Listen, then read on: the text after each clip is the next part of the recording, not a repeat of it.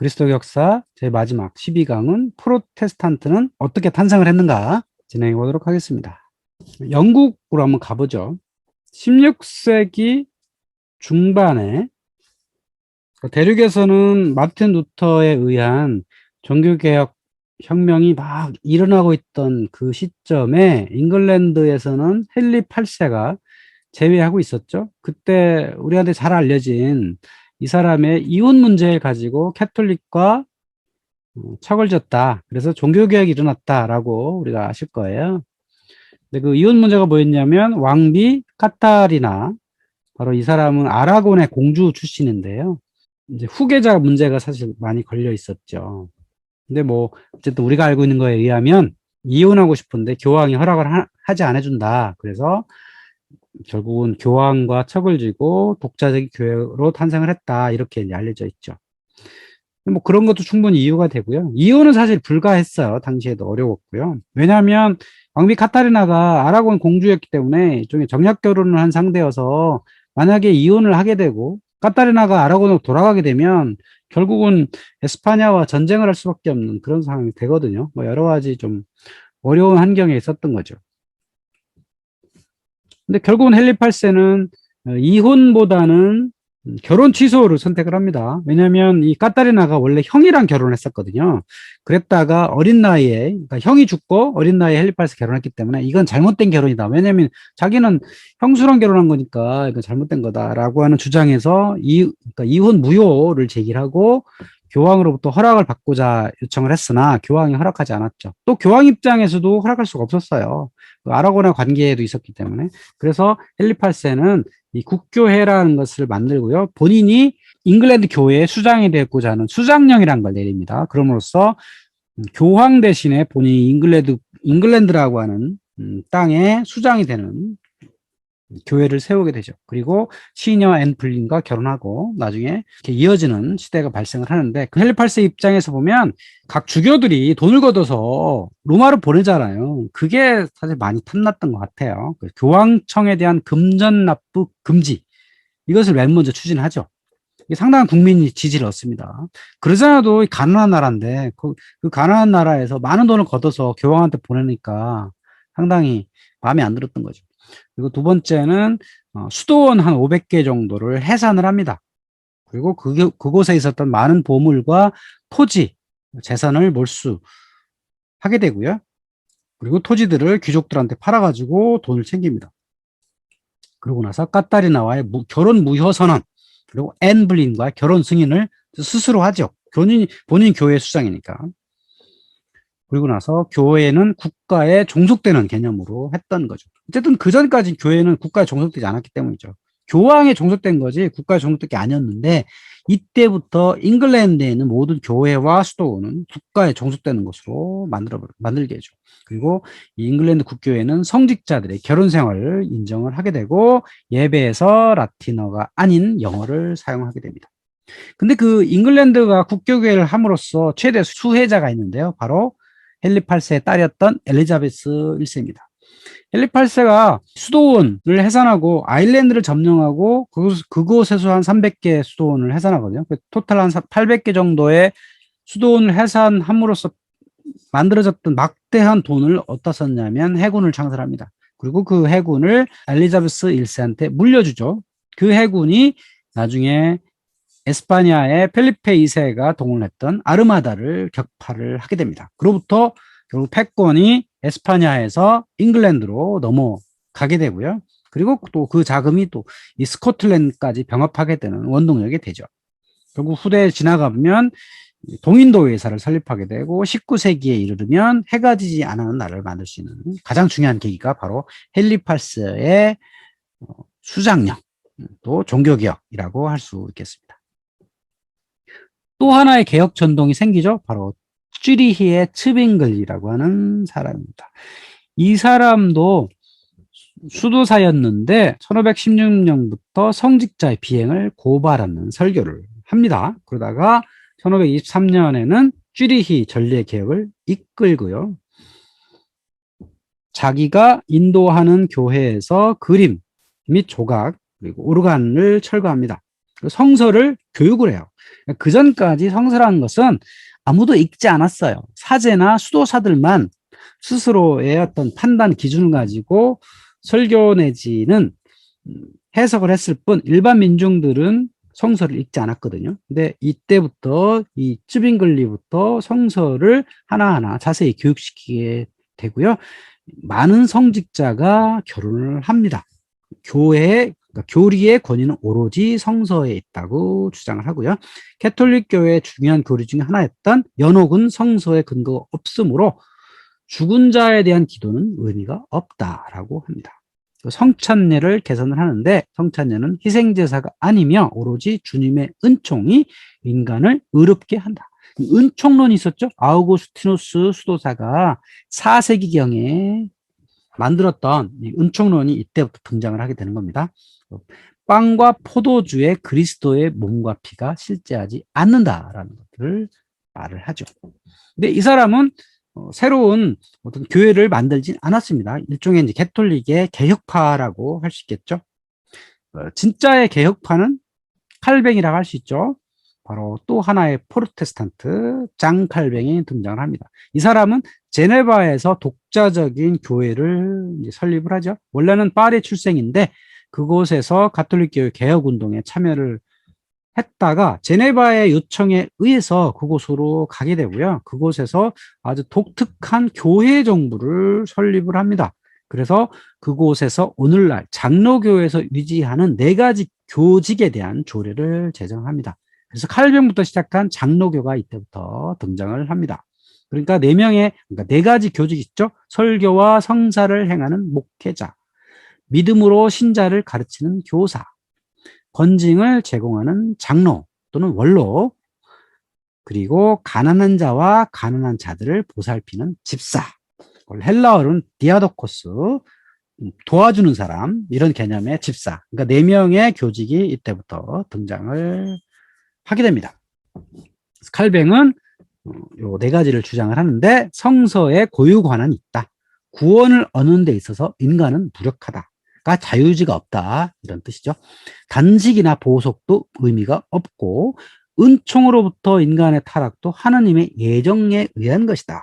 그래서 칼뱅의 가장 중요한 주장이 뭐냐라고 하면 예정설이라고 하는 거죠. 사람은 태어날 때부터 은총을 받게 되어 있는 예정된 사람다라고 하는 거죠. 절대적인 하나님의 주권이 존재한다. 그러니까 이미 어떤 사람은 천국의 갈 자로 예비되어 있다라고 하는 예정설을 칼빈은 주장을 했던 겁니다. 그래서 이 칼뱅주의가 제네바에서부터 시작해가지고 유럽 각지에 흩어지게 되죠. 그러니까 프랑스 쪽으로 간 칼뱅주의 사람들을 위그노라고 불렀고요. 네덜란드에 가서 개혁교회를 설립하게 되고 스코틀랜드로 가서 스코틀랜드 장로교회가 설립되고요. 잉글랜드에도 상당한 영향력을 끼치게 됩니다. 그러니까 잉글랜드는 캐톨릭을 약간 바꾼, 사실 캐톨릭과 교리가 비슷해요. 단지 수장이 누구냐? 교황 대신에 영국 국왕이 됐던 거죠. 잘 들여다보면 개혁이 별로 없잖아요. 그러니까 여기에 탄생했던 사람들이 청교도라고 하는 사람들이죠. 이 청교도에 영향을 준 사람들이 켈빈파였던 거죠. 그래서 이 켈빈파와 잉글랜드의 청교도가 나중에 북아메리카로 함께 이동을 해서 미국의 복음화에 상당한 기여를 했던 거고, 그리고 지도에서 보시는 것처럼 루터파는 비텐버크에서 출발을 해서 오스트리아나 독일 지역, 그리고 북독일 쪽으로 많이 가게 돼서 덴마크, 노르웨이, 스웨덴, 폴란드 이쪽으로 많이 전파가 되게 됩니다. 그래서 결국 이제 종교개혁에 어느 정도 진행된 다음에 지도를 보면 이렇습니다. 녹색은 앵글리칸, 잉글랜드 극교회가 있고요. 켈빈파가 스위스, 제네바, 쥐리히 쪽에 있고 프랑스의 여기저기 지역에 켈빈파가 자리 잡게 되고 붉은색은 이스턴 오르독스 동방 정교회가 있고 루터파가 북독일 지역에 생기고 로만 카톨릭은 이탈리아, 프랑스, 스페인, 헝가리, 폴란드 이쪽에 여전히 캐톨릭이 자리 잡는 형태로 만들어진다 라고 볼 수 있겠고요. 자, 프랑스의 개신교를 위그노라 부른다고 그랬잖아요. 그 위그노들의 아주 험난한 일정을 보면 이렇습니다. 프로방스인들, 주로 프랑스 남부에 살던 사람들이죠. 이 사람들이 성서를 프로방스어로 번역을 하게 되고요. 1523년이 되면 프랑스어 성서가 출판이 됩니다. 그랬다가 오를레앙 칙령으로 1561년에 개신교가 인정이 됐고, 그러다가 성 바르톨로메오 학살이 일어나게 됩니다. 이때 까트리느 드 메디치라고 하는 메디치 출신의 황비가 요 바르톨로메오 축일에 위그노들을 모아서 학살을 하게 됩니다. 그리고 나서 앙리 4세, 이 사람은 나바로 출신인데요. 지금 나바로가 어디냐면 에스파냐 북쪽에 있는 작은 소국이죠. 바스켓 쪽이 있는 나바로 출신 앙리 4세는 낭트 칙령을 통해서 프랑스에서 개신교를 인정을 했고요. 그리고 루이 14세는 퐁텐블로 칙령으로 인해서 위그노를 박해합니다.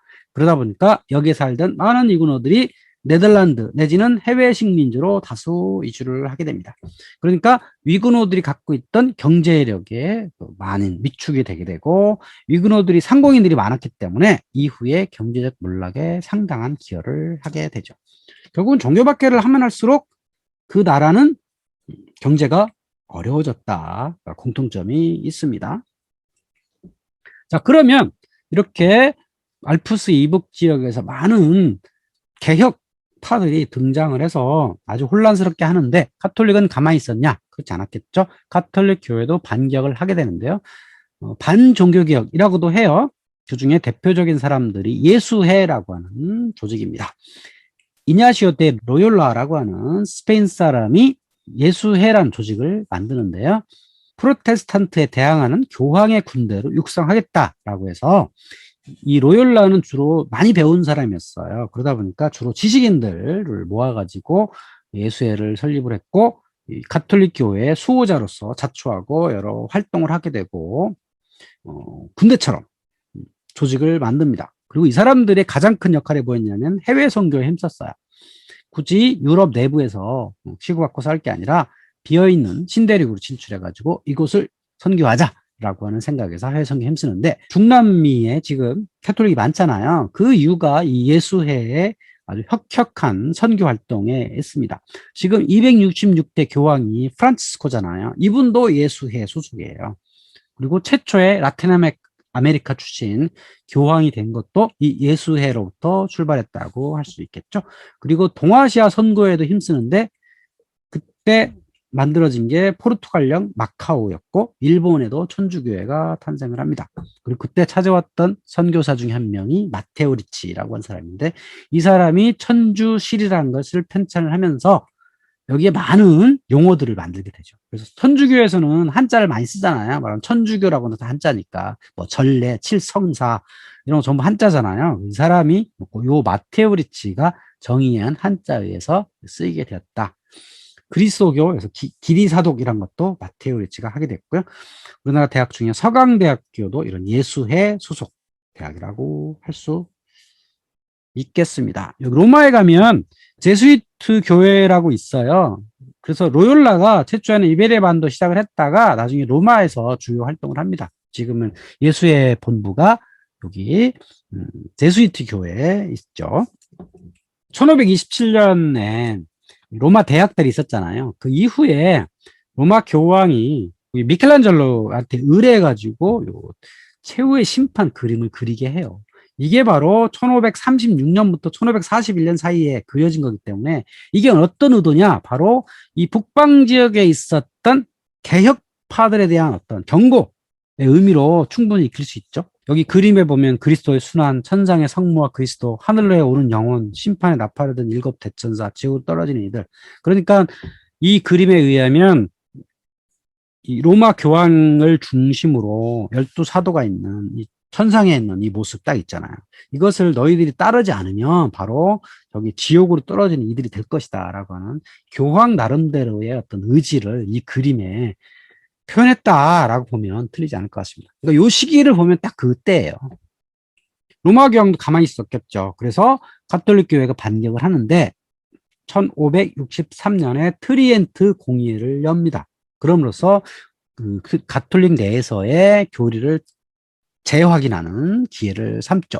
그러면 여기에 있었던 중요한 의제가 뭐였냐면 칭의예요. 하나님을 의롭게 하려면 어떻게 해야 하는가? 아까 에라스무스와 루터 간의 논쟁에서 주요하게 다뤘던 거죠. 과연 이 구원이란 건 어떻게 얻을 수 있느냐? 그래서 카톨릭에서는 전통적으로 자유의지를 가진 인간의 행위, 그러니까 선행, 기부, 금식, 순례 이런 행위를 통해서 구원을 얻을 수 있다. 그러면 신의 은총을 받아서 자유를 얻는다. 이렇게 이제 생각을 했던 거죠. 이게 전통적인 카톨릭의 생각이죠. 그런데 루터 내지는 프로테스탄트는 어떻게 생각하느냐? 인간은 자유의지가 없다. 노예의지다. 오로지 신을 믿음으로써 신의 은총을 받음으로써 구원을 얻는 것이지 인간의 행위는 의미가 없다라고 하는 거죠. 신의 선택을 받아야 한다라고 했다고 하는 겁니다. 상당히 크죠? 자유의지가 있느냐 없느냐에 따라서 캐톨릭은 자유의지가 있기 때문에 행위가 중요하다 하는 거고, 이 프로테스탄트에서는 행위보다는 믿음, 신의 은총, 이것이 더 중요하다라고 했다는 겁니다. 그래서 이런 주장이 있을 때 카톨릭 교회는 이제 자신들의 교회를 재정비를 합니다. 그러니까 그동안에 문제가 됐던 면벌부 판매를 금지를 해요. 면벌부가 한 400여 년 유지가 됐지만 이렇게 비난을 많이 받으니 하지 말자. 그래서 면벌부 판매는 금지를 하고, 연옥의 개념은 그대로 가자. 연옥도 사실은 이런 면벌부는 하나의 쌍인데 그래도 연옥의 개념은 버릴 수가 없는 거죠. 그리고 사제 독신주의를 철저히 하자. 그리고 사제는 아무나 되지 못한다. 반드시 일정 수준의 교육을 받아야 된다라고 하는 것들을 의무화시키죠. 오늘날에도 보면 사제도 상당히 오랫동안의 교육을 받아야 합니다. 성찬식에서 그리스도의 실체에 대해서 재확인하고요. 성찬할 때 그리스도의 몸과 피로 바뀐다고 하는 것을, 이것을 제3 강조를 하게 되고요. 실성사 그리고 교황이 여전히 수익권을 갖고 있다. 구원은 인간의 자유의지가 중요하다.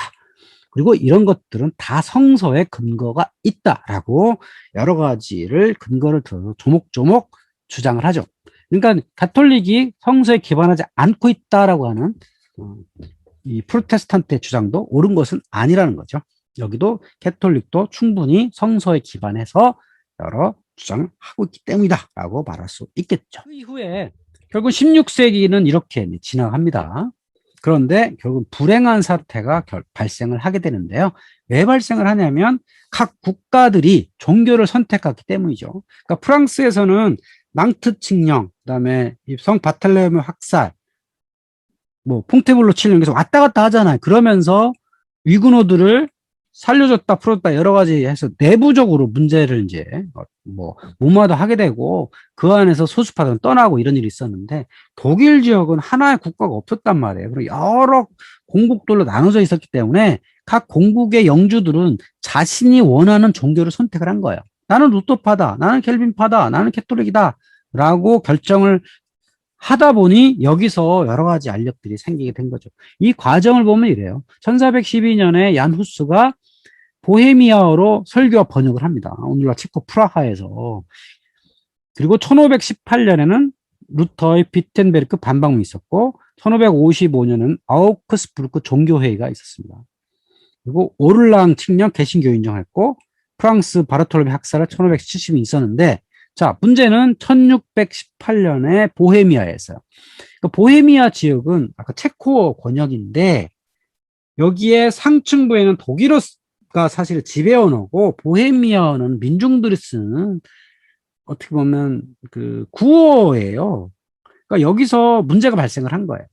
과연 이 프로테스탄트를 라고 하는 새로운, 그러니까 체코어 중심의 설교가 옳은 것이냐, 아니면 기존의 라틴어 전례와 라틴어 설교가 옳은 것이냐, 여기서 알력에 의해서 여기에 이 살던 프로테스탄트가 자신들의 지배한 영주를 몰아낸 사건으로부터 불행한 30년간의 전쟁이 발생을 하는데, 사실 이 30년 전쟁을 잘 들여다보면 신교와 구교 간의 종교전쟁 같지만 엄밀하게 들여다보면 각 군주 간의 정치적 싸움이었다라고 할 수 있죠.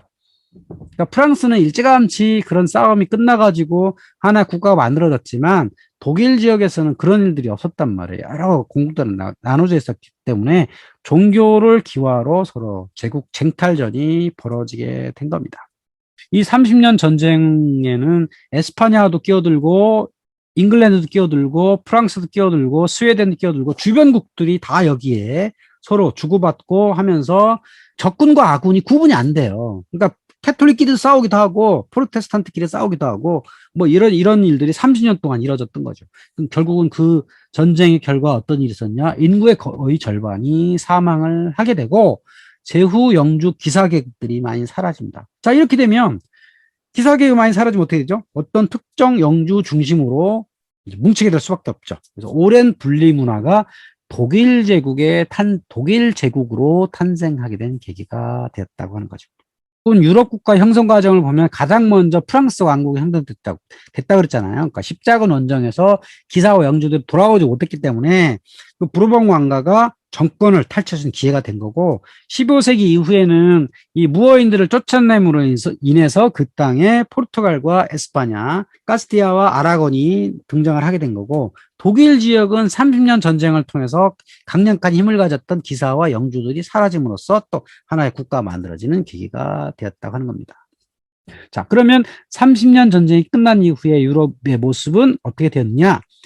가장 강력한 제국은 동방의 오스만 투르크였습니다. 여전히 유럽은 오스만 투르크의 어떤 위협에 시달리고 있었고요. 서유럽에는 강자 프랑스가 등장을 했고 에스파냐 그리고 남부 이탈리아하고 네덜란드를 에스파냐가 갖고 있었던 것이죠. 오스트리아의 합스부르크 왕가가 이때부터 세력을 키우게 된 거고요.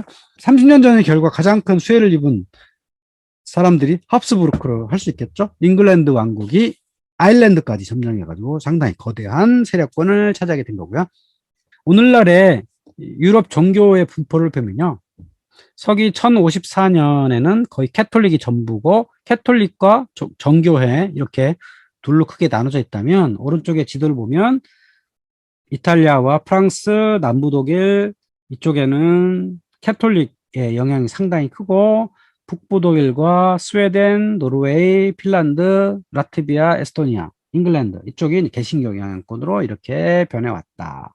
그리고 발칸반도에는 동방정교회가 있고 그리고 이슬람인들이 보스니아 헤르체고비나에 좀 있고 알바니아에 많이 살고 있는 모습으로 볼 수가 있습니다.